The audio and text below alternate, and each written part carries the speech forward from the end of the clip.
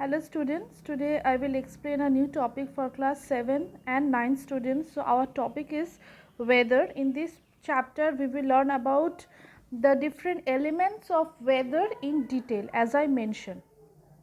Let's start with climate and weather. So climate is the average weather conditions of the atmospheric elements over a large region. Climate comprises the average of least 35 years of data of the elements or characteristics of a place like temperature, then atmospheric pressure, wind, humidity, cloud cover, precipitation. So for example, if I say the climate of India, then that means the geographers have studied the climate of India for at least 35 years, and then they have decided that the climate of India is tropical monsoon type. So the climate is permanent without any change. Next is weather.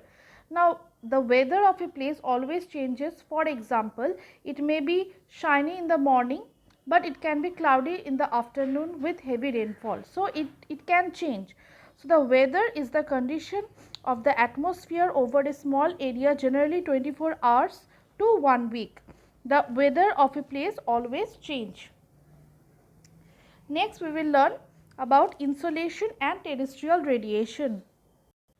So the first is insolation. Now the solar radiation which strikes the earth is known as incoming solar radiation or insolation. So the amount of heat energy or insolation that is received varies within season. So in summer the amount of insolation received higher than the winter as the angle also change. Okay, this next is the terrestrial radiation. So the what happened during the daytime, the earth heated up due to insolation or incoming solar radiation. At night this heat is reflected back into space from the earth's surface. The reflection of daytime heat into space is called terrestrial radiation. So the amount of heat will be lost to space through the terrestrial radiation. Assume that 100 units of solar radiation reaches the outer surface of the earth's atmosphere from the sun. We call it insolation. Now out of this 100 units of solar radiation, 51 units will pass through the atmosphere and strike the earth's surface and observe. So remember, insolation or the incoming solar radiation is short waves and the terrestrial radiation is long wave. So out of 100 unit of solar radiation, the few amount of the solar radiation reflected back to the space, that we call it terrestrial radiation. Okay, here I have given one diagram, that is the overall percentage of incoming and terrestrial radiation. Together we call it heat balance. Next is elements of weather and climate. So the first point is temperature. So what is temperature? The degree of hotness or coldness of the air is called temperature. Now changes in temperature causes corresponding changes in pressure, wind, humidity, precipitation and cloud cover. The earth gets heated up by the process of radiation, conduction and convection. So first, radiation. Now radiation is the process of energy transmission from one body to another without any medium. What is conduction? Now conduction, in this process the transfer of heat through matter by transmission of energy from particle to another particle without displacement.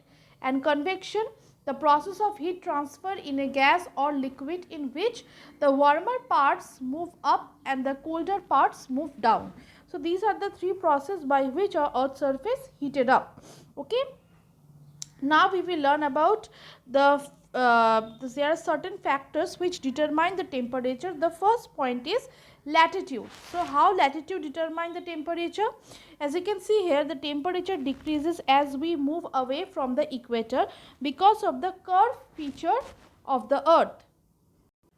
The thing is, in the polar regions, the sunlight has to pass through a longer distance in the atmosphere, thus more energy is lost and the temperature are low. Whereas in the equatorial zone, the temperature is high because the rays of the sun pass through a much shorter distance in the atmosphere and loss very little heat.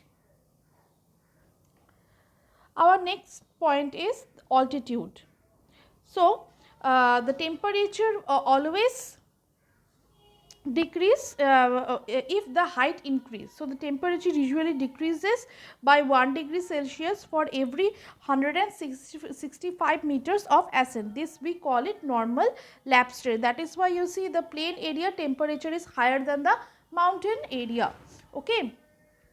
For example, as you can see that even in the equatorial region, there are snow covered mountains. For example, Mount Kilimanjaro in Africa. Places which are located at higher altitude have cooler temperature, while places which are located at lower altitudes have higher or warmer temperature. The next point is distance from the sea.